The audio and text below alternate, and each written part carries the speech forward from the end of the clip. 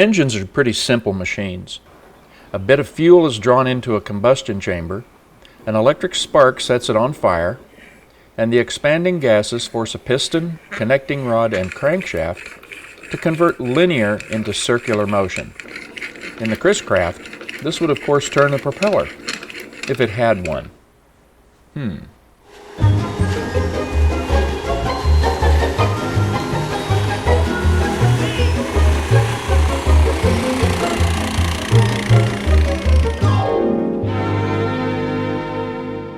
We left episode 4 with me fiddling around with the distributor cap. Now, when I was telling Kenny about it, he brought up an interesting point, that people that work on boats need to know how boats are made. Working on normal things like cars and farm machinery teaches us about bolts and wrenches. Working on boats teaches humility, patience, and can challenge our self-esteem. The deeper I get into my hole in the water, the more respect I have for the experience marine workers have, and understand why buying a cheap boat may not be a bargain. Well, I finally figured out how to get these covers off so I can get in here to the screws and then be able to put the blower back in. So you put one screwdriver down in there to tip that little tang back while you're prying on it with this one, and then it should lift off.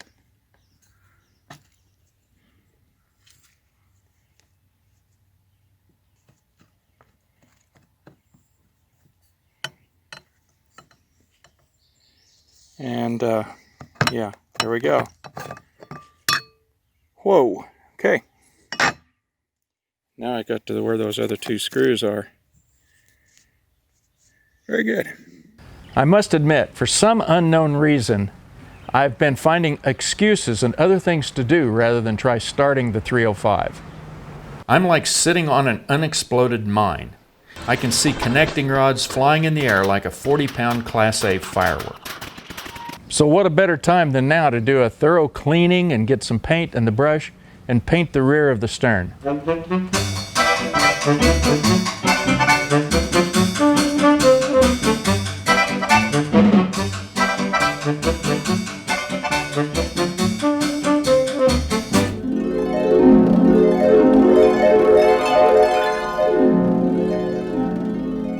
In the first episode, the title sequence featured my granddaughter Brianna. I call her B for short. And at that point, she was standing out here on this dock, and the ice was covered with snow. B wanted to go swimming, but she was heard to say, "That bubble very hard." Translated, means that her bubba, her name for an insulated container and for whatever was in it, in this instance referred to water, and the ice with snow on it was of course too hard. Now the bubba is no longer hard. But, as you can also see, I'm no longer sitting in the middle of a farm in Kansas. Here's a clip of the farm pond I used to play in as a kid. My grandfather helped me build a raft that was supported by 2 old hot water heater tanks. And it had an Elgin 1.5 horse trolling motor on the back. And now, this is what the pond looks like. Well, it's time to make a change. In the UP, I have a wood shop, a place where I can work on the boat and rebuild those seat frames. Plus, it's a place to keep the boat out of the rain and snow.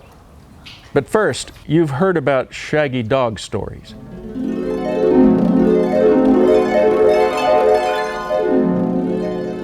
Well, here's one I'm sure you will enjoy, or at least relate to. Before heading north, the 327 needed to come out of the truck. The first step was to put gas in the trimmer. And yes, this required a trip to town to get gas. Okay, well, we take a diversion from doing one job so we can do another one.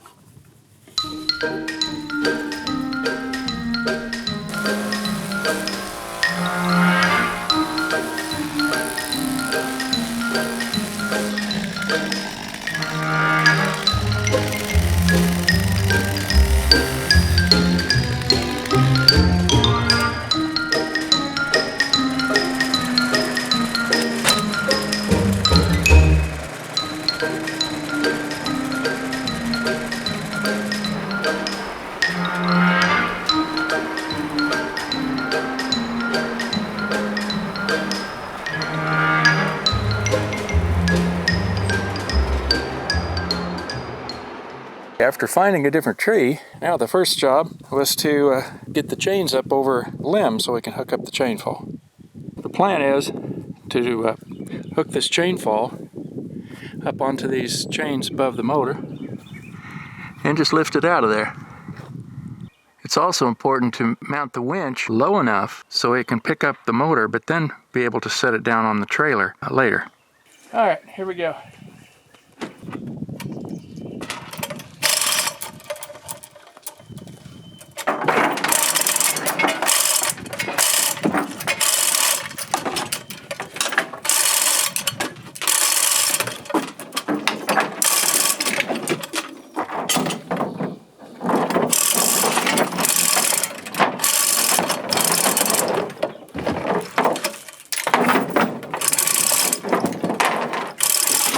And pretty soon, if it moves back a little bit, then we can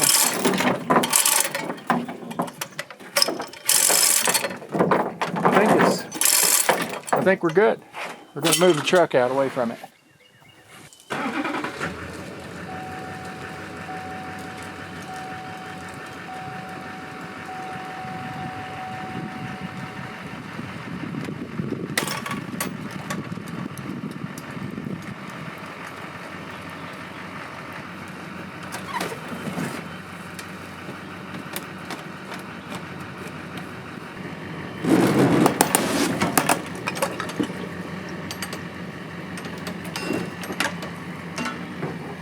Even though I had the 327 as a backup, I decided to leave the 305 in Kansas and look for a 350 block if the 305 didn't work out. Besides, I needed to take wood north to panel the interior of the boathouse. So with a stash of snacks and water, I was headed out for a 1,000-mile drive when one more thing stopped forward progress. Well, we had to stop our progress trying to get out of here because of this guy.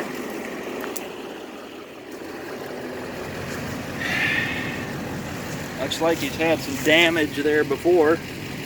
So what we got to do, he's really not in a very good place. So we're going to remove him from the road, reposition him somewhere so he can get back to here. I don't know where you were going, son. But let's make it a little easier. I think you're going to... I'll keep an eye on you here. There. Okay.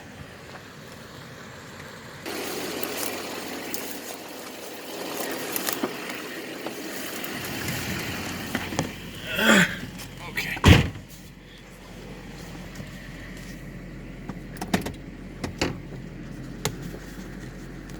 Keep an eye out for him.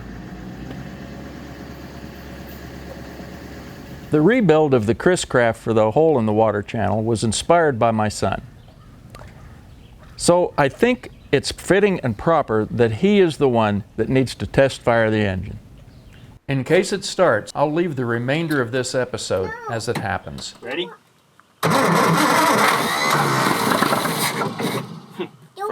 Spinning the wrong way.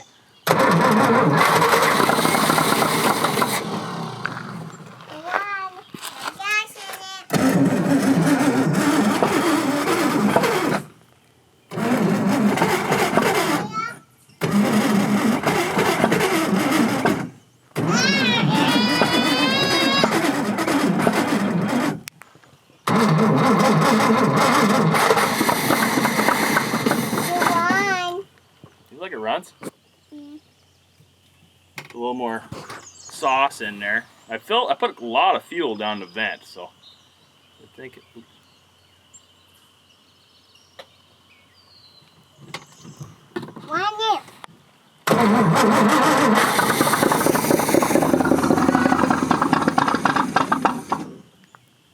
She'll go.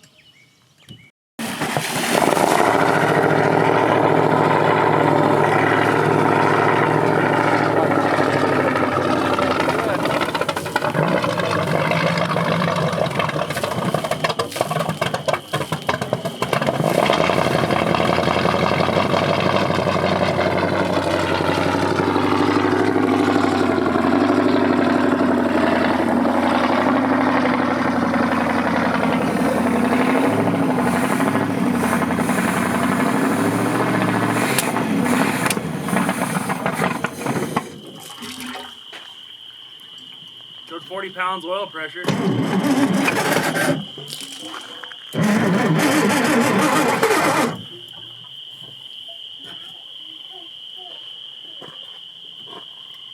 Probably have to check the timing after the new that Pertronics, but.